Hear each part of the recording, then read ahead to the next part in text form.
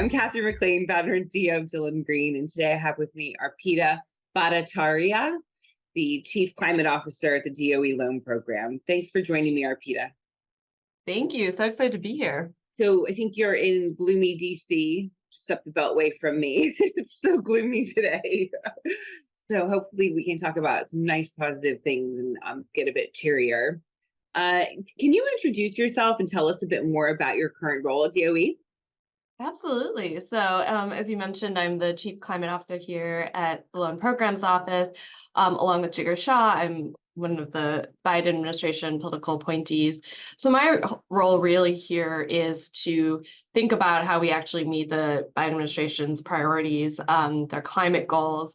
And as you likely know, the nuance of our climate mission is that it's not just about reducing greenhouse gas emissions. It really is about creating good jobs, onshoring and reshoring manufacturing here in the United States, ensuring that those who've been historically disadvantaged from the climate transition and climate and energy supply communities are benefiting from this transition. So I help ensure we're driving forward our climate priorities with a focus on our tribal energy finance program. And you majored in political science and international relations. How did you make your way into renewable energy? Yeah, great question. So I actually, my parents are from immigrants from India, from Calcutta, which it borders Bangladesh, which is going to be one of the most climate vulnerable countries in the world, as you know. And I remember in ninth grade reading this article in Time that was talking about how more flooding, hurricanes, climate disasters would potentially impact a lot of migration from different countries to other countries. And just thinking, I just remember as little, like in ninth grade thinking, you know, Calcutta's already so crowded. How are we going to have more people here? How's it going to be even more hot for my relatives who are still living there? So that really sparked an interest. You know, did my high school environmental club, and then what I focused on in college in that international relations major was really about how folks perceived climate change and how they perceived something that was going to impact future generations, but weren't going to impact them. Right. And how they take action around that. But of course, as we've seen in recent years, it's already impacting us. So it's been interesting to watch sort of that shift happen. And so, you know, I went into energy and climate policy after that, working for former EP Administrator Carol Browner and with John Podesta, who is then leading Center for American Progress on climate and energy work. And that was, in that time, the Waxman-Markey legislation had just failed. So this was, you know, 2010, 2011, and everyone was sort of like, what do we do now? We don't have this big piece of legislation. Who's going to help us with this transformation? And there's a lot of talk about we need private finance, we need the, you know, capital markets to come in and actually fund this transition. Right. And I was like, I don't know what they're talking about. Like, I don't know how to do that. And so while obviously the public, you know, the public and the Congress has such a huge role to play, I need to understand the private sector levers that we're going to be using. So went to business school, focused on renewable energy finance there, just into investment banking, and got to work on the Sunrun IPO, which was very cool. And then decided, though, that I really wanted to go to a company where I could like touch and feel the impact. And solar development is really that. You're able to like go be like, this actual product is reducing emissions. So I went to SunPower, did commercial solar project development there. So this was working with Apple and Amazon on their big warehouses and Target on their big warehouses and thinking, designing their solar projects and also doing the project financing on those projects. So that was really great. And then, you know, solar, as people call it, the solar coaster, it is both a wild ride and really fun to be a part of. But I also wanted to see what it was like to be at the start of an industry. And so I went to Impossible Foods that was, you know, helping create this market around low emission food technology. Right. and spent some time there helping launch. We during COVID actually did the first big retail launches. We launched the Starbucks breakfast sandwich. Right. And so it was really cool to see how you make the case for this like low emission food. So that's my journey till DOE and Department of Energy. I've been lucky to have a bunch of awesome opportunities, first as chief of staff to the deputy secretary and working across our lab infrastructure and sort of seeing the full scope of what this agency can do, and now at the Loan Programs Office. So it's really exciting to, put together the climate and the energy and the finance pieces together in my current role. Yeah, it's so interesting. I really think that like that journey makes so much sense to me, especially like I was passionate about nutrition and also passionate about climate. Like I think the two kind of really coincide in a lot of different ways. Just with being environmentally healthy, but as well as being healthy, for yourself. Yeah, absolutely. What is a barrier you have faced in your career, and how did you overcome it? Yeah, so I think there's obviously lots of barriers, and I think your organization does such a good job trying to address one of them. I mean, for most of my career, I'm usually in so many rooms, the only woman in the room, the only person of color in the room. Yeah. And that comes with its own, barriers, obstacles. But what has been amazing at the Department of Energy, obviously led by Secretary Granholm, most of the rooms I'm now in, they've done such a good job hiring. Yeah. And I really feel very balanced, and I feel, I haven't felt that as much as Department of Energy, which makes me feel very excited about where we're going in this industry. I know it'll be different if I were to ever go back to private sector. And even at the Loan Programs Office, our C-suite level executives is basically 50-50, and it's just incredible to be in that environment. So that is one, and happy to always, dive in more to those pieces.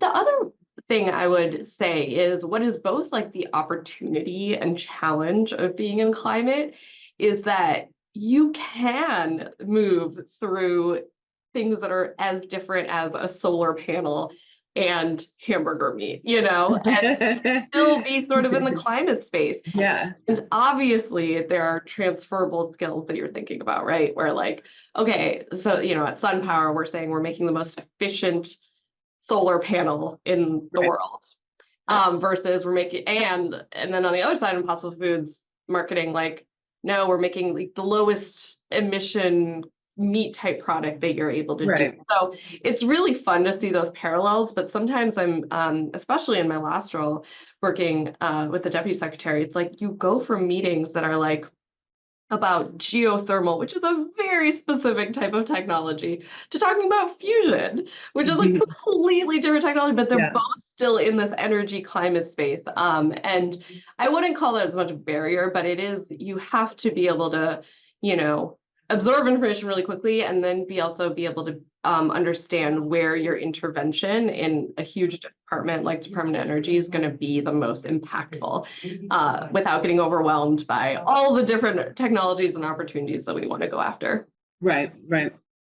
With the passage of the Bipartisan Infrastructure Law and the Inflation Reduction Act, the LPO jumped from $40 billion to $400 billion in authority for clean energy commercialization. How much of this funding has already been deployed, and what are the LPO's top priorities when it comes to deploying these funds? Yes, it's exciting to have the Inflation Reduction Act and Bipartisan Infrastructure Law to really just supersize what we're going to be able to do. I think I would just take like a quick minute to step back. Like, I think what's so amazing about these two pieces of legislation that I haven't seen in my 15 plus years in working in this sector is that it's creating both the demand as well as the supply. So with the tax incentives, you're actually incentivizing consumers to go out there and buy EVs and buy solar panels and heat pumps, et cetera. And then we're also creating the supply. We're like helping build the backbone of the manufacturing sector for EVs, for solar, for all of these different sectors. So that has been really cool to see with both of these pieces of legislation. And I think what I always go back to, like, sort of the civics lessons, like, why sometimes I think people ask the question, like, wait, why does the government need to do this? And for me, it's really that, like, it goes back to the civics class. It's like, when there is a problem that the private sector alone cannot figure out or face, you really do need the government to come in and spur the innovation as well as the deployment to get us to meet our goals for our national security and for really our, obviously, future generations, and particularly in the climate change arena. And so then when you think of Loan Programs Office, we fit into sort of the end of what we think about as like the different technology readiness levels. And what's great about the Department of Energy is we have program offices and grants and funding for every single valley of death that a technology will face. So whether, it's basic R&D within our labs, to our applied offices who are thinking a little bit further down the line of like, hey, we actually really need a cobalt-free battery. Like, can we actually do a prize competition about that? To our Office of Clean Energy Demonstrations, the Grid Deployment Office, the Manufacturing and Supply Chains, which is a little further down, where we're like, hey, can you actually demonstrate some of these technologies? ARPA-E falls into that.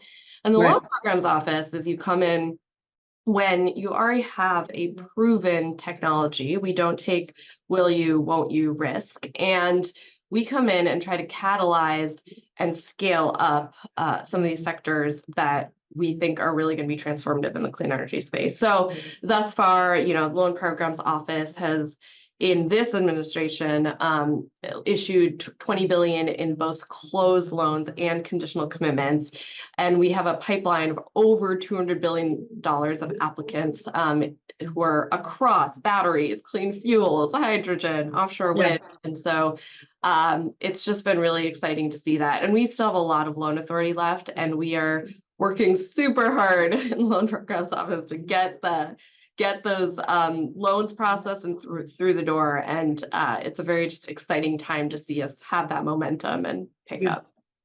I think what's so exciting from what I've seen is just the breadth of technology. Like, it's not just like it's not solar. It's just like you said, cobalt. I mean, it's just so interesting, all the different technologies and projects.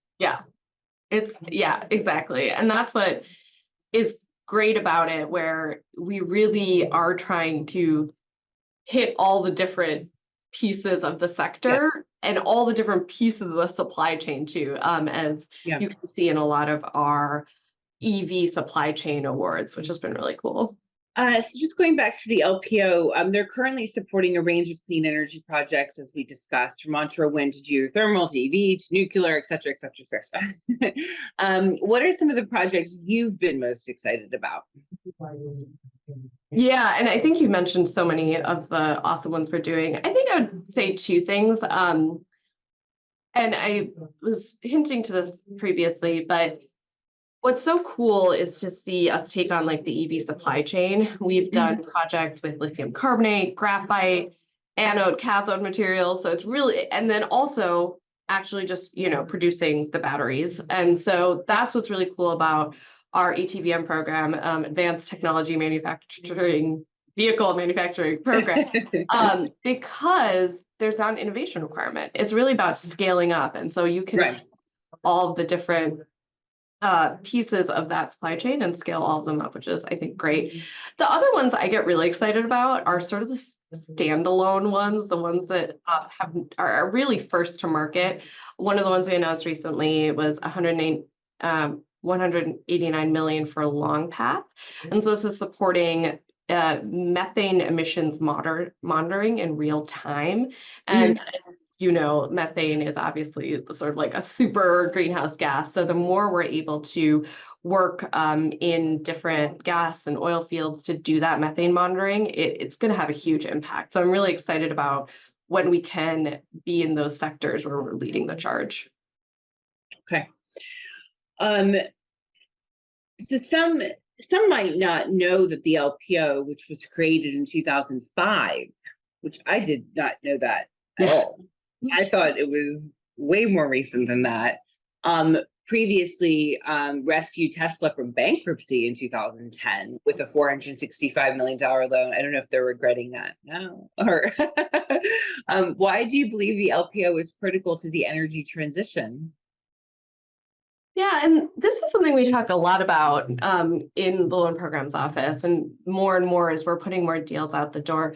We are inherently a risk-taking organization, and as I mentioned, I think it's so important for government to take this role that we will Right, come in where the private sector isn't. And so that is just going to keep playing out. And we are going to see companies that we are conditionally committing to, that might struggle on execution. And there might right, be times when this site didn't work out. Actually, we need to pivot here. We had trouble scaling this and that. And what is great about the Loan Programs Office and the way that we do this is at conditional commitment, we have a lot of conditions precedents that you have to meet before we're actually going to give you the money. And so what's important there is ensuring that those conditions precedent gives room and gives flexibility for the companies to really keep trying to hit their execution right. goals. So that's just been great. And I think Tesla is obviously a perfect example of that. Mhm. That was a risky bet and we took it and it has succeeded. And I just think that it's going to be so crucial for some of these companies who really are at the edge of like making it for Right, us to be able to come in and really support them and take them through all those sort of difficult phases to scale up. right.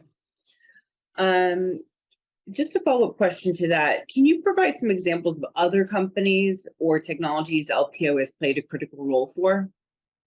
Yeah, definitely. So 10 of the first utility scale solar projects in the United States were underwritten by us, as well as the first nuclear plant that was built in the last 25 years in this Right, country, as well as like the first wind farm. So a lot of that first generation of technologies it was vital for us to be there. And it will be really interesting given the breadth and volume of the different types of technologies we are now supporting. That idea of like crowding in private sector capital and bringing the private sector in will be it. I don't think it'll just be like wind and solar, which I felt like were the big players yeah, last go around. It's going to be a much wider yeah, swath across, again, like when we're thinking about geothermal, hydrogen, yeah, and carbon capture and right, storage. Like there's going to be just a bigger suite. So it'll be interesting to see which of the ones have we successfully built the bridge to bankability and have the follow-on investing. So we're excited about it. yeah. It's just so interesting to me because, yeah, it's just you don't want to be so reliant on like one thing. And I mean, Right. that's what's so exciting about clean energy. It's going to take a bunch of different technologies to get to where we want to go. Um, I want to talk next about environmental justice. Can you talk about the ways in which the DOE is helping to ensure environmental justice? So, including the DOE's Tribal Energy Finance Program? Yeah. So as you know, the president issued the Justice 40 executive order early on in Mhm, the term, and it is such a great idea. It is mhm, exactly what we should be doing, thinking about these energy communities who've been burdened by the energy transition in the past. And so, but however, operationalizing that is super difficult. And what is it that we are going to ask of our applicants? How do we ensure that we're tracking that progress throughout right, the life of the loan? These can be 10, 20, 30-year loans. And so administrations will change, LPO will change. And so how do we ensure that we're building something that lasts? And we have an incredible community jobs and justice team here at LPO who works with the applicants at every stage of the process to start having these conversations. And what I think has been so successful with our community jobs and justice team is you have to meet your applicant where they are at. Sometimes this is the first time they're have ever interacted with the federal government on anything that involves their technology. Right.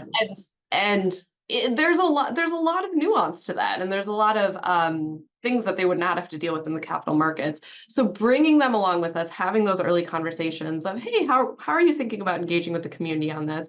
Have you thought about, where are you on thinking through the salary of these employees and Right. what sector is provided before, and having those conversations.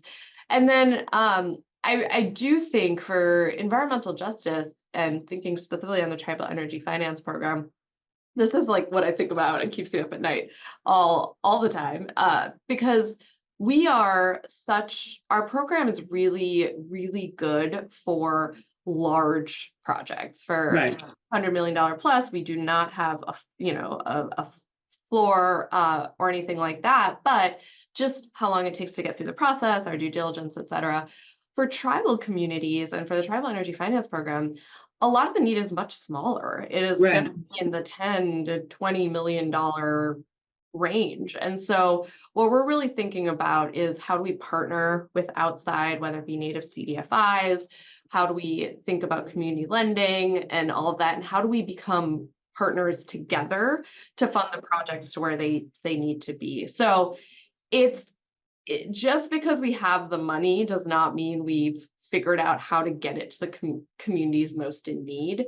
And I also think just because we are giving money to companies and asking them to engage with communities does not mean that we'll have results. So I think we are really working to make this ensure there are metrics and goals and that we're fulfilling them. And I think we've made a lot of progress in the last 3 years. What advice do you have to give to applicants? So for clean energy companies that are thinking about applying for LPO funding, what would you say to them? So we actually just put out a really great blog post on this, and so encourage everyone to look at it. But just going through some of the big points, and some of this you're like, oh, obviously that makes sense. But I think what we have to realize is, particularly in climate tech, for a while, the VC funding world was really, the focus. And it was like, okay, we have an idea, let's try to get a lot of money. This is a good Right. idea. Right. Debt financing is this wholly a different thing, right? You should be past that phase of just like, hey, this is what we're going to do. We need to see that you're actually doing it. And so Right. one of them is something I had mentioned earlier, that again, we don't have a minimum, but is the project big enough to go through our process? Does it make sense given the way that we're going to have to bring in market advisors and outside legal advisors? So I think that's one important Right. conversation to have with the outreach and business development lead that we'll put on each applicant. And then offtake, do you have like a reasonable strategy to actually sell what you produce? And this can be really interesting, where these are new markets. For hydrogen, for example, the hydrogen hubs were announced out of the Office of Clean Energy demonstrations. In parallel, they put out a $1 billion RFP around ideas to both generate demand and actually create demand. So Right. there are ones where we're really trying to think like, this is such a good idea. If only these trucks could actually handle the type of fuel you're putting together, Yeah. or planes, or whatever it might be. So we have to have a lot of those initial conversations to make sure we're all on the same page. And then really, have you raised development capital? Do you have project equity that is committed and ready to take you through? What we see a lot is, particularly on the tribal energy finance side, is there's a project, it is ready to go, but some of that early stage development finance, feasibility studies, technical studies, just haven't been done. So it's really hard for us to say, okay, this is ready for prime Right. time and ready for LPO. So just really, we need to ensure that there are equity investors who are committed to the success along with us. Right. Again, this is often a conditions precedent for us getting any money out the door, is ensuring that we're in it with other private sector players, because at the end of Sure. the day, that's the whole point of galvanizing that. I already talked about ensure that it's past demonstration phase, that we can, ensure that it will continue to work. And then other things like site control. Do you have good management of your team? And then are you really working with the community, to your last question? So some of it's sort of basic things, but putting it all together, we just want to ensure that folks know that we're really here to help you through the process. And we're willing to just chat through and work with you, even if it takes months to get to the point where you're ready for us. Well, thank you so much for talking to us today. I really appreciate your time. Yeah, thank you so much. And thank you so much for all the work you're doing to get us more folks into this important sector.